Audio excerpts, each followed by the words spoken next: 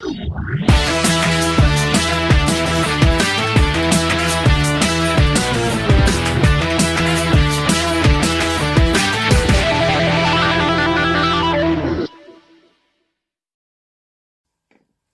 dit is Vrydag 21 November 2025 en baie welkom by hierdie week se nuusflits saam met Klaas Prinsloo. Verlede week het ons gestop 8 aanvalle, 2 moorde, intussen nou nog aanvalle bygekom. Dit bring ons op totaal vir 12 vir 2, 12 aanvalle, 2 moorde en dan eintlik 11 aanvalle, 2 moorde, aangesien die geval by Rustenburg wat ons laasweek die video van gewys het nie deurgegaan as 'n aanval nie, want daai aanval is afgeweer. So 'n bietjie goeie nuus omtrent Dewald Beetge. Hy is die 15de Oktober by Melville op die Natalse suidkus is hy aangeval toe hy per ongeluk in 'n huisbraak ingestap het. Die inbrekers het hom losgebrand, hulle het hom 5 keer geskiet, hy is in 'n kritieke toestand, hy is in die hospitaal opgeneem, maar hy is besig om baie goed aan te sterk. Ek het met sy pa gepraat, sy pa het my boodskap gestuur vir my gesê, Dewald is besig om te begin loop. Die proses is stadig, maar dit is belovend en hulle glo daar sal 'n volkome herstel wees. Hou vir Dewald asseblief in julle gebede, sodat hy 'n volkome herstel kan geniet en dat hy weer as 'n jong mens sy lewe ten volle kan geniet. Dit is ook 'n bietjie sukses. Daar was 'n arrestasie, 'n klomp arrestasies gewees. Nou hierdie groep wat gearresteer is was besig om op die oosrand, veral in die Petit area, groot konsternasie te veroorsaak onder die ploteienaars en ook die mense wat se voertuig gebreek het op die N12 in daai area is verskriklik getuister en daar was al mense wat vermoor is in die proses. So ons is baie dankbaar, baie geluk en kudos aan Bulldog wat daardie arrestasie uitgevoer het en daardie wapens ook van die straat af gekry het. Bring Hoop se uitreik na die Noord-Kaap was baie suksesvol gewees, die bietjie wat ek gehoor het. Ek het nog nie weer enigiets anders gehoor nie, maar ek glo dat daar waarskynlik nog so uitreik sal wees, aangesien daardie boere nog nie oor die hond se rug is nie. So as jy kan, hierso is die bankbesonderhede langs my, help ons met 'n donasietjie asseblief, ons wil dit regtig baie waardeer. Die proses van berading vir die slagoffers van plaasaanvalle is nie net eenmalig nie. Dit is 'n proses, dit is maandelange se proses en in baie gevalle gaan dit tot sover as waar die finale vonnis op daardie aanvallers uitgespreek word.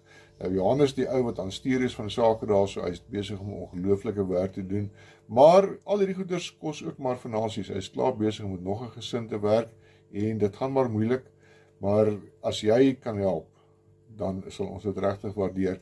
Hierso is die bankbesonderhede, asseblief maak 'n donasietjie, ons sal dit regtig waardeer. Baie dankie. Ek het gister 'n oproep gekry van 'n baie goeie vriend van my af, Jerome Jordan, baie van julle ken hom.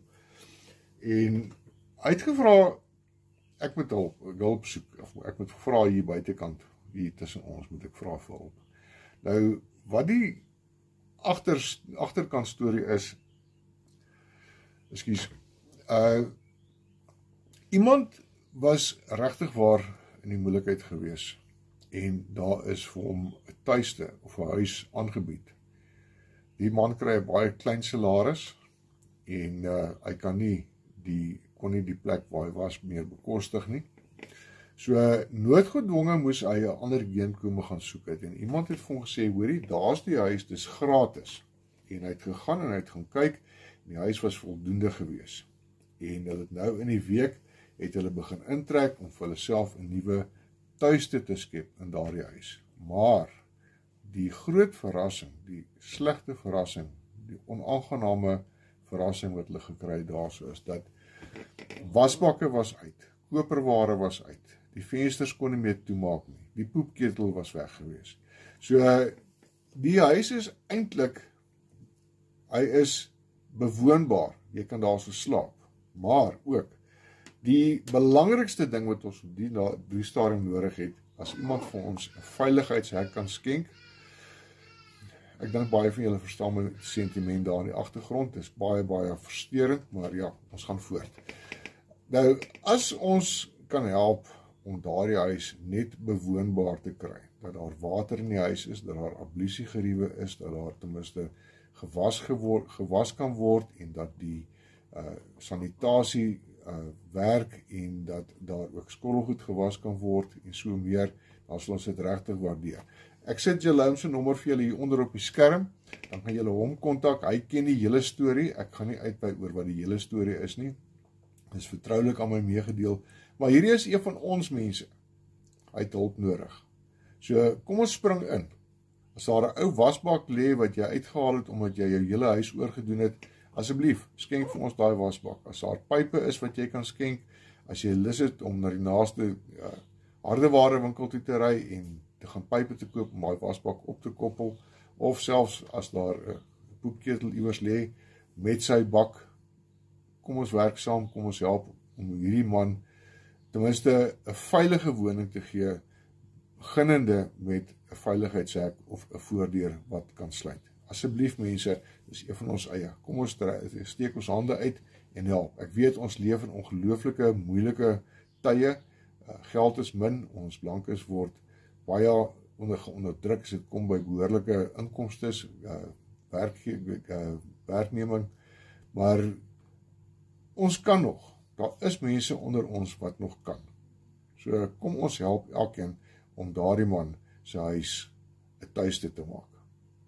Ek het nou in die week met Kobus gepraat, hy het op 'n stadium met hy gesê die monument het bossiekappers nodig. Nou, hy het met een of ander organisasie gepraat en hy het nog nie teruggekom na my toe om vir my te sê wat die resultaat is, of wat die besluit was van daardie organisasie, of hulle daardie 2 bossiekappers vir die Witkruis monument sou bekom het nie. So, ons het nog steeds daardie behoefte, en veral nou met die bewustwording van die Witkruis monument, die bewustheid dat daar wel so iets soos die Witkruis monument is, waar die moorde van ons blanke boere herdenk word. Is dit nodig dat ons daardie plek op 'n maandelikse basis in stand hou, om seker te maak die gras is netjies gesny, om seker te maak die kruise is bereikbaar, met die paaie wat weerskante van die hoofkruis oploop, om dit alles mooi skoon te maak, en dan nog 'n paar ander dingetjies te versorg daarso. So, kom ons help, kom ons kyk of ons daardie bossiekappers kan bekom, om daardie monument netjies te hou, nadat hy verlede jaar Augustus, verlede jaar September, so ordentlik, pragtig skoon en netjies gemaak is. As jy wil gaan kyk op Facebook na die foto's wat daar is, dit hoort op die monument se bladsy te wees, hoe skoon daardie monument was. Dit was 'n absolute vreugde om op daardie monument te kom by die kruisplanting verlede jaar die 3 en 4 Oktober, en alle kudos aan Kobus de Lange, wat die kaptein was daarso en seker gemaak het dat daardie monument baie netjies en skoon is. Daar's nog baie wat gedoen moet word, ja, maar ons kom daarso, ons vat 'n tree per dag. Ek gaan nou nie vandag nou weer Tersia se nommer opsit nie, julle hoor daai nommer al uit julle koppe uit te ken, maar ek het 'n ding op Facebook raak gesien, 'n paar bladsy. Sy is daar onder in die Laagveld by Marlot Park en sy het 'n klomp wooneenhede wat sy bestuur namens die eienaars. Op die stadium, as ek dit reg het, is daar 4 wooneenhede wat nog nie huurders het vir Desember nie. So as jy lekker in die Laagveld wil gaan kuier, met toegang tot die wildtuin deur die krokodilhek, deur Komatipoort of deur die Malalaanhek na die wildtuin toe, dan is dit die ideale plek vir jou om te gaan bly. Daar is diere wat rondloop, dit is 'n ongelooflike atmosfeer. Ek kom van die Laagveld af, ek kom van daai wêreld af, is 'n lieflike wêreld daai. Dit het gereën daarso, dit is so 'n bietjie groener as wat dit gewoonlik is hierdie tyd van die jaar, maar gee vir Tersia 'n likeie en hoor of daar een van daardie wooneenhede vir jou beskikbaar is, wat die kostes is en dat dit jou sak gaan pas om 'n paar dae daar te gaan uitkamp. Aan die einde van die dag is dit nie net die TM nie, sy doen ook ander werk, en as jy 'n eenheid hier vir 7 dae, dan gaan dit daar ook help. Sy is een van ons mense, kom ons help haar asseblief. Hier is die nommer op die skerm. Ek is oor 'n paar maande is ek ingetrek, en dit het eintlik 'n voorreg begin word, en dis hoekom ek so lekker glimlag, want ek is baie bevoorreg om deel te wees van die bou van die kanonwaans van die 2 Griekie replikas, onderskeidelik die Paardekraal monument en die Voortrekker monument. Nou, soos julle sien op die skerm, die foto's, Griekie agter, en dan is daar die as van een van die kanonwaans wat aan die voorkant lê, agter op die sleepwa. Ons gaan môre ons kanonwa bou, daar by Ziets op die plaas, en stadium, ek weet nie of ons moet nog die lope gaan haal. Ek weet nie of ek nog nie weer met hom praat omtrent daai gedeelte van die oefening nie. Maar ja, ek sal julle op hoogte hou. Ek het genoeg data op my foon gelaai om gou vinnig 'n video af te skiet en vir julle te wys hoe lyk die proses waarmee ons besig om te doen. So benei my as julle wil. Dis heeltemal reg. Laastens, julle moet 'n lieflike naweek hê. Geniet julleself. Wees lief vir jou hartsmense. Kyk op na die Vader vir sy leiding. Kyk agter jou, wat agter jou aangaan. Die bedreigings is altyd daar so vir ons as boerevolk. Lekker naweek, seën vir julle.